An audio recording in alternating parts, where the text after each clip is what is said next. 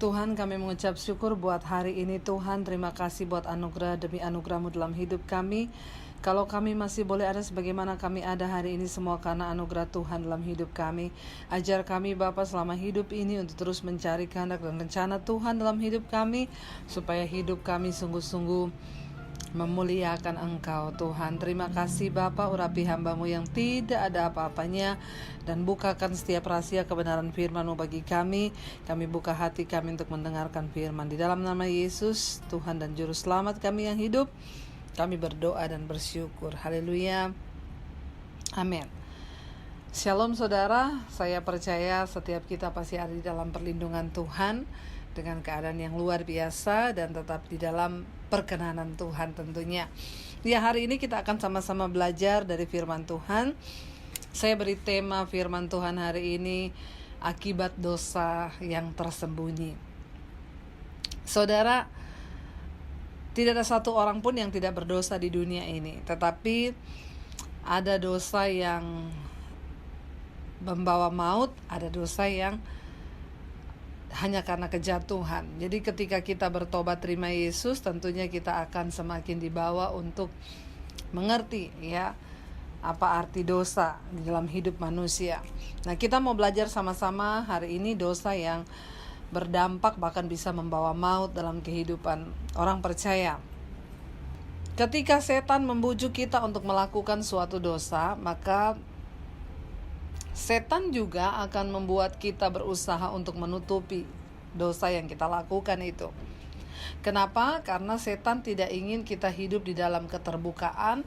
Setan ingin kita menyembunyikan dosa sehingga hidup kita terkutuk jauh dari Tuhan dan bahkan menderita.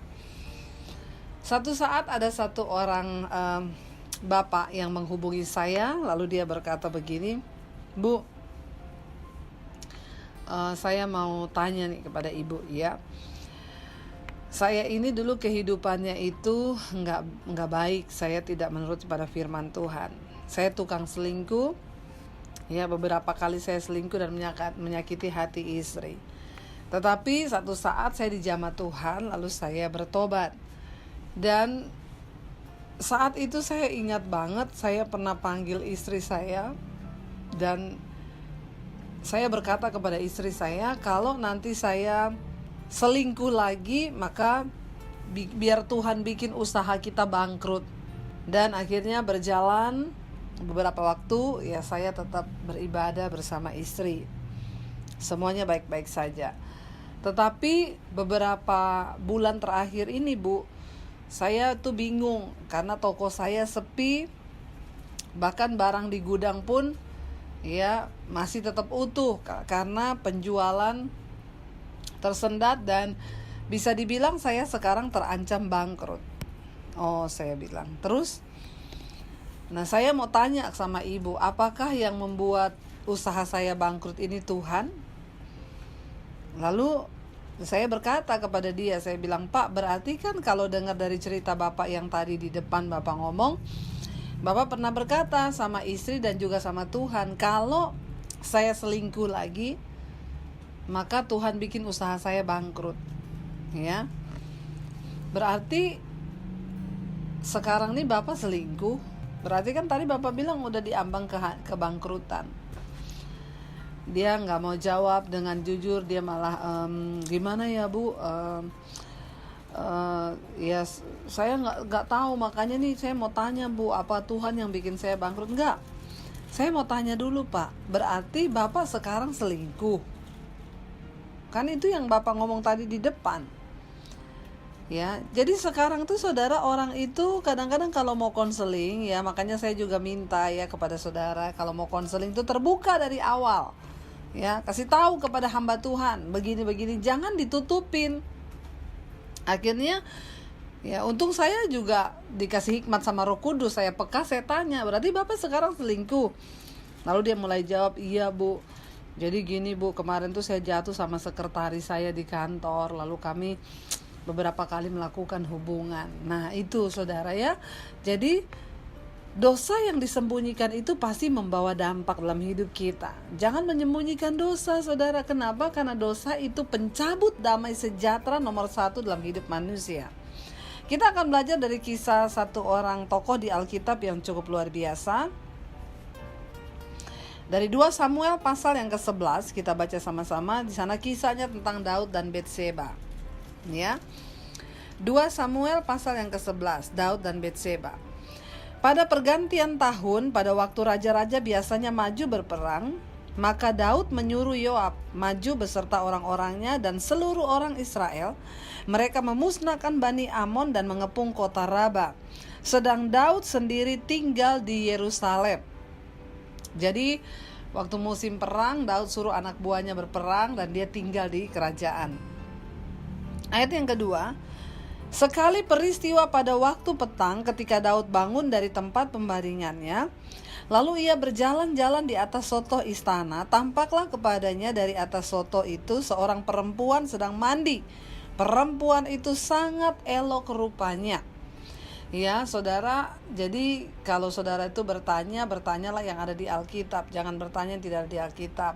Ada yang tanya sama saya, Bu, itu kenapa kamar mandinya Betseba dibikin di dekat soto rumahnya Daud, dekat soto istananya Daud? Ya itu gak usah ditanya ya, kenapa kamar mandinya ada di sana, saya juga gak tahu saudara. Tapi yang pasti Daud melihat seorang perempuan lagi mandi ketika dia lagi tidak berperang. Makanya orang itu kalau kebanyakan nganggur, biasanya banyak bikin dosa. Makanya saudara dalam hidup itu jangan kebanyakan nganggur. Kalau gak ada kerja, cari kerjaan biar gak nganggur. Ya kalau nganggur tuh bikin dosa akhirnya yang kayak begitu. Ya jalan-jalan, orang lain pergi berperan, ini dia malah jalan-jalan di atas soto rumah. Lalu datanglah iblis menggoda dia. Ya lalu dia lihat elok rupanya wanita itu yang lagi mandi. Lalu Daud menyuruh orang bertanya tentang perempuan itu dan berkata, itu adalah Betseba binti Eliam, istri Uria orang Het itu. Jadi peristiwa perselingkuhan Daud dengan Betseba itu tidak terjadi satu kali ketika ketemu langsung cantik ya selingkuh yuk. Enggak saudara ya. Dosa itu selalu ada prosesnya ketika mau terjadi. Ya, ada prosesnya dulu. Daud tertarik melihat dia, lalu dia biarkan pikirannya bermain, dia biarkan keinginan dagingnya bermain, lalu dia kirim anak buahnya untuk tanya, cari tahu, cari info ya. Siapa perempuan yang mandi jam 3 sore waktu itu mungkin ya, yang rambutnya warna kuning, badannya elok, bodinya seksi. Nah itu Daud suruh orang nyari. Ya makanya orang tuh kalau jatuh dalam dosa enggak langsung jatuh, enggak. Ya, ketika engkau dibujuk oleh dosa, Alkitab berkata, tiap-tiap orang itu dicobai oleh keinginannya sendiri. Engkau dipikat lalu diseret olehnya. Makanya kita harus menang atas keinginan daging kita dan jangan biarkan setan menguasai kita. Ya, kita harus berkata tidak kepada dosa. Begitu sekali dosa kecil masuk dalam pikiran, langsung tolak di dalam nama Yesus. Akhirnya orang pergi cari tahu. Ya, lalu dia bawa kepada Daud berita, oh iya raja, saya udah dapat nih ya. Ternyata namanya itu Betseba. Dia itu istrinya Uria, anak buahnya tuan raja yang sekarang lagi berperang orang Het itu. Ya. Ayat 4, sesudah itu Daud menyuruh orang itu mengambil dia. Ya, lihat ya Daud, dia tahu saudara, sebenarnya hatinya sudah berbicara. Daud adalah orang yang dipenuhi Roh Kudus ya. Pengurapan Tuhan ada di atas dia. Tapi saudara lihat, dia menyuruh orang itu kembali, panggil dia ya, aku pengen ketemu sama dia ya. Lalu sesudah itu Daud menyuruh orang itu mengambil dia. Perempuan itu datang kepadanya lalu tidur dengan dia ya. Ya mungkin ada yang berkata ya kenapa Betseba juga mau. Ya pada zaman itu Daud itu seorang pemimpin yang punya nama ya, ketika dia melakukan apapun ya bisa dia melakukannya ya. Jadi ya Betseba mungkin ya raja nih yang panggil tidur ya, akhirnya dia tidur dengan perempuan itu. Alkitab berkata, lalu Daud tidur dengan dia. Perempuan itu baru selesai membersihkan diri dari kenajisannya. Kemudian pulanglah perempuan itu ke rumahnya. Lalu mengandunglah perempuan itu dan disuruhnyalah orang memberitahukan kepada Daud demikian, aku mengandung. Saudara, lalu perempuan itu hamil atas perbuatan Daud, dia mengandung saudara. Lalu dia kirim orang suruh tolong bilangin Daud, saya ini sekarang lagi hamil anaknya Daud ya. Karena suaminya kan lagi di perang saudara, lama di perang itu berbulan-bulan ya. Lalu dia mengandung saudara. Tidak ada satu dosa pun yang tidak ada akibatnya. Makanya orang itu kalau mau melakukan dosa dipikir baik-baik. Kenapa? Karena setiap dosa itu pasti ada resiko. Setiap keputusan ya ada sebab, ada akibat. Jangan cuma mau menanggung enaknya tapi gak mau bayar harganya. Dosamu ketika engkau datang minta ampun, Tuhan ampuni, tetapi resikonya harus tetap dibayar. Nah, disinilah banyak orang yang tidak kuat ketika dia harus membayar harga, menanggung akibat dosa, saudara ya. Lalu Daud menyuruh orang kepadanya, ya, kepada Yoab. Daud menyuruh orang kepada Yoab, panglima perang yang lagi berperang itu. Daud bingung nih, saudara, ya. Karena ada orang ngomong Batseba hamil, ya. Lalu Daud bingung, aduh, kok hamil ya? Lalu gimana ini dia? Aduh, saya bingung nih, ya, pengen lakukan apa nih, jangan sampai ketahuan nih dosa saya nih ya. Nih saudara, orang tuh kalau sudah mau menyembunyikan dosa ya, maka ketika engkau melakukan satu dosa, lalu inilah kerjaan setan, engkau disuruh sama setan tutupin satu dosa itu, lalu engkau akan membuat 1000 dosa lainnya untuk menutupin satu dosa ini ya. Makanya setan itu begitu, dia bawa Anda jatuh ke satu dosa, lalu disuruh Anda tutupin. Dan yakinlah orang yang tutupin dosa, hidupnya tidak akan ada dalam damai sejahtera. Engkau akan stres, bahkan bisa depresi. Makanya hari ini kalau saudara dengar firman ini, cepatlah terbuka ya, cari hamba Tuhan, terbukalah dengan dosamu ya. Lalu saudara di sini dikatakan begini ya, Daud menyuruh orang kepada Yoab mengatakan, suruhlah Uria orang Het itu datang kepadaku. Maka Yoab menyuruh Uria menghadap Daud. Waktu Daud sudah melakukan satu dosa kenajisan, dia menghamili Batseba. Lalu dia mau melarikan diri dari tanggung jawabnya itu, dia gak mau dipermalukan. Orang itu kalau saat lakukan satu dosa, maka setan akan mulai ngomong, jangan sampai ketahuan, nanti kalau lu ketahuan bikin dosa, lu malu. Orang menganggap apa, lu udah bersinah, lu tidurin istri orang. Berbagai macam berkecamuk di pikirannya. Pada akhirnya yang timbul adalah ide-ide yang jahat. Setan mulai membujuk Daud ya. Dia panggil Uria suaminya Batseba, suruh pulang menghadap Daud. Ketika Uria masuk menghadap dia, bertanyalah Daud tentang keadaan Yoab dan tentara dan keadaan perang. Lihat nih ya, Daud ya, dia seorang pemimpin loh saudara. Ya, seorang pemimpin melakukan dosa. Makanya bukan tidak mungkin pendeta juga bisa jatuh dalam dosa kenajisan kalau nggak berjaga-jaga. Tidak menjaga hidup dalam kekudusan, di dalam kebenaran, maka engkau juga bisa jatuh dalam dosa kenajisan dan engkau akan melakukan banyak dosa lainnya untuk menutupi satu dosa itu. Lalu Daud panggil Uria. Dia kirim orang kepada Yoab, suruh Uria pulang. Ya, ketika Uria pulang, lihat ya bagaimana Daud bersandiwara, kemunafikannya ditutup. Ya, dia tanya kepada Uria, ya bagaimana keadaan di medan perang? Apa kabarnya Yoab? Apa kabarnya pasukan kita? Semuanya baik-baik saja Uria. Dia pura-pura baik sama Uria, saudara. Perhatikan, setan mulai mengambil alih kehidupan Daud. Ya, ketika Uria masuk menghadap dia, bertanyalah dia tentang keadaan Yoab, keadaan tentara, bagaimana keadaan perang. Kemudian berkatalah Daud kepada Uria, pergilah ke rumahmu, basuhlah kakimu. Ketika Uria keluar dari istana, maka orang menyusul dia dengan membawa hadiah raja. Tetapi Uria membaringkan diri di depan pintu istana bersama-sama hamba tuannya dan tidak pergi ke rumahnya. Waktu Uria keluar dari pertemuan dengan Daud, dari istananya Daud, ya ternyata Uria nggak pulang. Padahal Daud bilang, Uria, ya kamu bisa pulang ya, kamu ketemu istrimu aja dulu ya, nikmatilah waktu-waktu bersama istrinya mumpung kamu ini baru pulang dari perang.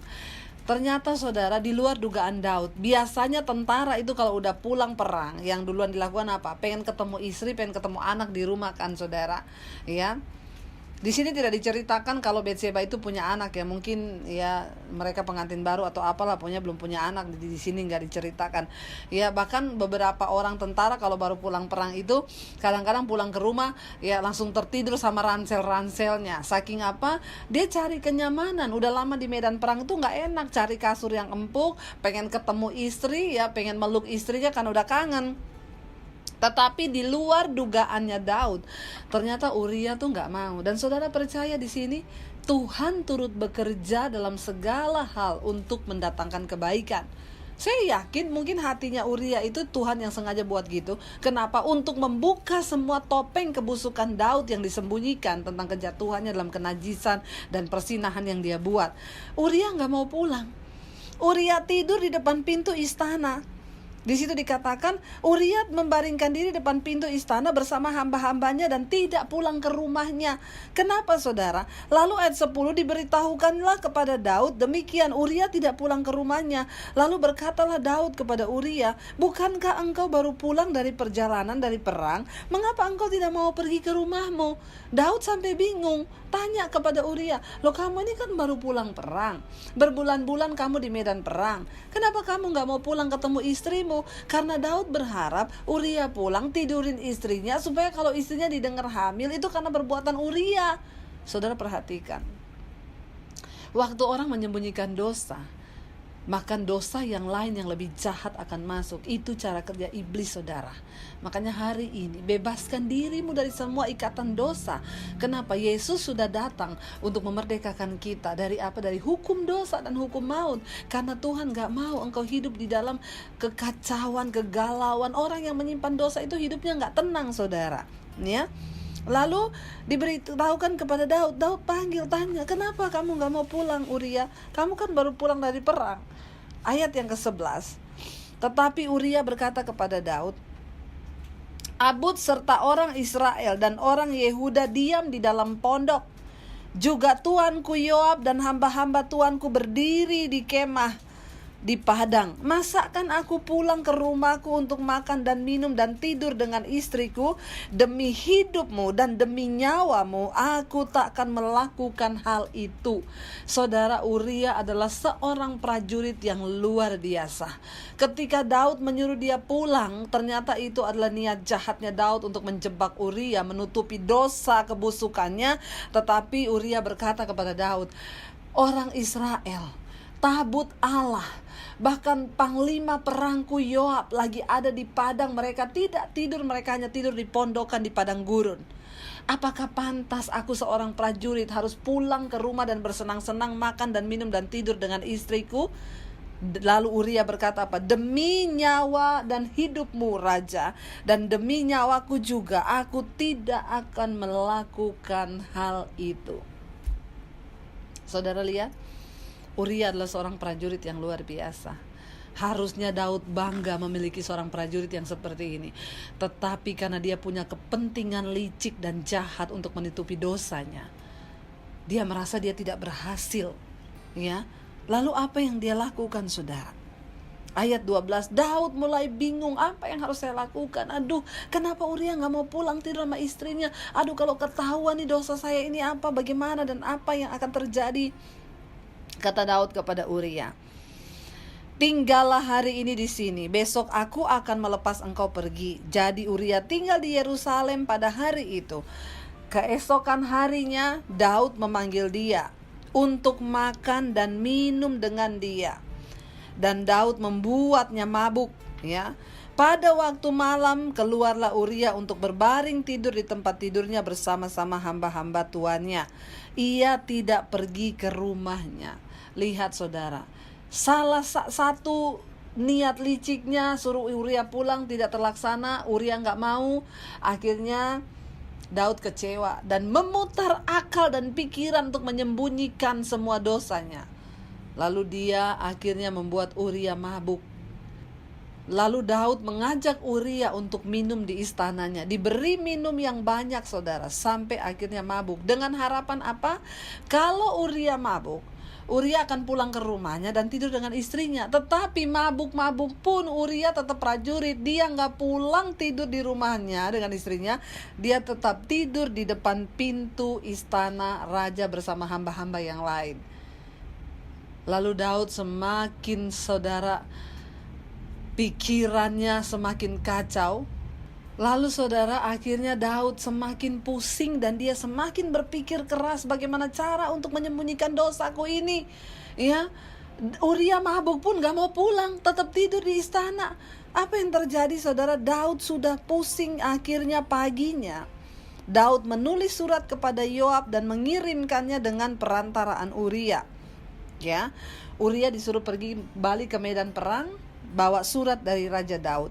Ditulisnya dalam surat itu demikian: tempatkanlah Uria di barisan paling depan dalam pertempuran yang paling hebat. Kemudian kamu mengundurkan diri daripadanya supaya ia terbunuh mati.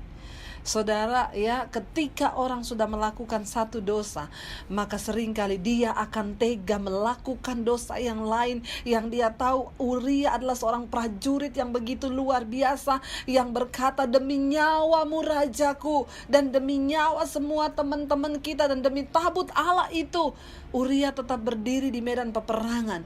Dia rela, saudara, dia tega. Ketika orang itu hidup dalam dosa dan berusaha menyembunyikan satu dosa, seringkali dia bisa berubah menjadi monster yang akan tega melakukan banyak hal-hal yang jahat dalam hidupnya. Kenapa? Karena dosa sudah menguasai hidupnya. Ia dipikat, diseret, lalu dia melakukan semua tindakan yang di luar kontrol dirinya sendiri. Akhirnya apa, saudara? Uria pada waktu itu ditempatkan di barisan paling depan, di pertempuran yang paling sengit. Kata Daud, supaya dia mati terbunuh. Pembunuhan terjadi. Kenapa? Karena dosa yang disembunyikan. Saudara lihat, ada berapa banyak orang yang akhirnya harus kehilangan nyawa hanya karena dosa. Ya, makanya saudara, jangan anggap enteng dosa yang engkau tutupi dan engkau sembunyikan hari ini. Kalau engkau sedang menyembunyikan sesuatu, terbukalah sebelum dosa itu berujung kepada maut. Ya, pada waktu Yoab mengepung kota Raba, ia menyuruh Uria berdiri ke tempat yang diketahuinya ada lawan yang gagah perkasa. Akhirnya Daud juga mempengaruhi orang lain untuk ikut terseret berbuat dosa, saudara. Sangat berbahaya sekali kalau kita tidak peka dengan Tuhan. Uria sengaja ditempatkan Yoab di tempat yang ada lawan yang gagah dan perkasa. Ketika orang-orang kota itu keluar menyerang dan berperang melawan Yoab, maka gugurlah beberapa orang di antara tentara. Dari anak buah Daud juga Uria orang Het itu mati. Ya, 18 kemudian Yoab menyuruh orang memberitahukan kepada Daud jalannya pertempuran itu.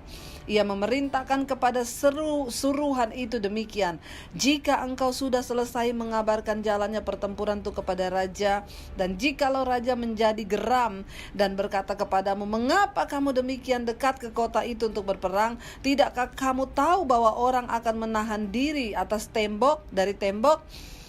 Siapakah yang menewaskan Abimelek bin Yerubeset? Bukankah seorang perempuan menimpakan batu kilangan kepadanya dari atas tembok sehingga ia mati di Tebes? Mengapa kamu demikian dekat dengan tembok itu? Maka haruslah engkau menjawab berkata, juga hambamu Uria orang Het itu sudah mati. Saudara, lalu pergilah suruhan itu, dan sesampainya ia memberitahukan kepada Daud segala perintah yang diperintahkan Yoab kepadanya. Suruhan itu berkata kepada Daud, orang-orang itu lebih kuat daripada kami dan keluar menyerang kami di padang. Tetapi kami mendesak mereka kembali sampai ke lubang pintu gerbang. Pada waktu itu pemanah-pemanah menembak kepada hamba-hambamu dari atas tembok, sehingga beberapa dari hamba raja mati. Juga hambamu Uria orang Het itu sudah mati. Lalu berkatalah Daud kepada suruhan itu, beginilah kau katakan kepada Yoab, janganlah sebal hatimu karena perkara ini, sebab sudah biasa pedang akan memakan orang orang ini atau orang itu. Sebab itu perhebatlah seranganmu terhadap kota itu dan runtuhkanlah itu. Demikianlah kau harus kuatkan hatinya. Ketika didengar istri Uria bahwa Uria suaminya sudah mati, maka merataplah ia karena kematian suaminya. Saudara lihat akibat dosa yang disembunyikan itu, saudara. Ya, kita berdoa kepada Tuhan. Lewat kisah ini kita bisa belajar satu hal. Jangan sampai saudara jatuh terlalu dalam di dalam dosa. Kalau engkau sudah jatuh, tidak ada kata terlambat untuk bertobat. Keluarkan dirimu dari jerat dosa itu sebelum engkau jatuh di dalam dosa yang lain. Dan saudara tahu akibat dari dosa yang ditutupi oleh Daud itu, saudara, dia harus mengalami akibat yang luar biasa, ya. Pedang tidak akan menjauh dari keturunannya, bahkan anaknya harus mati. Saudara lihat, dosa itu selalu membawa maut dalam kehidupan kita. Karena itu saudara, hari ini biarlah kisah ini menjadi sebuah pembelajaran bagi kita. Jangan sembunyikan dosa, ya, karena ingat, keterbukaan itu awal dari ketahuan. Lalu setelah ketahuan baru kita bisa dipulihkan. Kalau hari ini engkau sedang terikat dengan dosa apapun, terbukalah. Carilah orang yang kau percayai, carilah hamba Tuhan yang kau percayai untuk engkau bisa terbuka. Kalau saudara bingung, saudara juga bisa menghubungi nomor telepon saya di bawah ini untuk saya selalu siap. Saya sangat merasa bersuka cita. Ya, kenapa? Karena lewat tayangan-tayangan di channel YouTube saya ada banyak orang yang akhirnya saya bersyukur, saudara, karena lewat channel YouTube saya ini saya banyak yang menerima konseling dari orang-orang yang akhirnya terbuka. Ibu, saya mau terbuka. Saya terikat dengan dosa kenajisan, dengan homoseksual, dengan ini. Saya bersyukur, saudara. Kenapa? Karena bukankah kerinduan hati Tuhan melihat umatnya dimerdekakan dari dosa? Kenapa? Yesus menyerahkan nyawa dan darahnya tertumpah cuma untuk satu hal, supaya hidup kita dimerdekakan dari dosa. Kenapa? Karena Tuhan tahu orang yang hidup di dalam dosa akan kehilangan damai sejahtera, dan itu adalah hal yang terburuk bagi manusia ketika engkau diperbudak oleh dosa. Karena itu saudara, hari ini kalau engkau mendengarkan siaran ini, mari tetapkan hatimu dan berkata, Tuhan, aku mau dibebaskan dari setiap ikatan dosa dan tidak ada satupun yang akan aku sembunyikan. Karena firman Tuhan berkata, yang berbahagia adalah mereka yang dosanya itu diampuni oleh Tuhan. Bagaimana Tuhan bisa mengampuni dosa kita? Cuma satu, ketika engkau datang di kakinya dan mengakuinya. Ya, dan saudara, ketika engkau mengakui dosamu, maka Tuhan hari ini memberkati hidupmu. Saya berdoa supaya kita semua menjadi orang-orang yang dimerdekakan dari dosa, supaya hidupmu bisa berbahagia. Ingat saudara, hidup kita singkat di dunia ini. Alkitab berkata cuma 70 tahun. Kalau kita kuat bisa 80, ada yang mencapai 100. Tapi kebanggaannya adalah sakit, penyakit, dan penderitaan. Dan karena itu hari ini kalau engkau diberikan kesempatan hidup oleh Tuhan, mari hidup di dalam perkenanannya. Saya akan berdoa buat setiap kita hari ini. Mari kita tundukkan kepala. Bapa, kami bersyukur Tuhan, lewat firman-Mu kami boleh diberikan sebuah pembelajaran bahwa dosa yang ditutupi itu akan membawa dampak yang tidak baik, bahkan bisa menyebabkan maut dalam kehidupan kami. Kami berdoa hari ini Bapa, sebagai seorang suami, istri, anak, ataupun orang tua, kalau ada dosa yang kami tutupi, kami mohon pengampunan, karena kami tahu itu bisa membawa kutuk dalam kehidupan kami, seperti halnya Daud membawa kutuk pada keturunan yang selanjutnya. Kami berdoa Bapa, mampukan kami Tuhan untuk melepaskan diri dari setiap ikatan dosa, karena kami tahu iblis sedang berusaha menyeret kami jauh dari Tuhan dan membawa kami dalam ikatan dosa kami. Tapi kami tahu Tuhan mengasihi kami, dan bukan secara kebetulan kami mendengarkan khotbah hari ini Bapa, supaya hidup kami semakin diubahkan dan dipulihkan. Terima kasih Tuhan buat setiap kebenaran-Mu yang memerdekakan kami. Di dalam nama Yesus kami percaya Roh Kudus-Mu memberikan kami kekuatan untuk keluar dari setiap ikatan dosa kami, dan kami boleh hidup menyenangkan hati Tuhan. Hanya di dalam satu nama Tuhan kami Yesus Kristus kami sudah berdoa dan bersyukur. Haleluya. Amin. Shalom saudara, jika Anda merasa diberkati dengan channel YouTube saya, Anda bisa komen, like, dan share. Dan jangan lupa tekan tombol subscribe dan juga tombol lonceng agar Anda mendapat pemberitahuan setiap kali saya mengupload video-video yang baru. Ini sangat penting buat channel ini saudara, supaya banyak orang juga diberkati dan channel ini boleh juga terus berkembang dan menjadi berkat buat banyak orang. Terima kasih, Tuhan memberkati.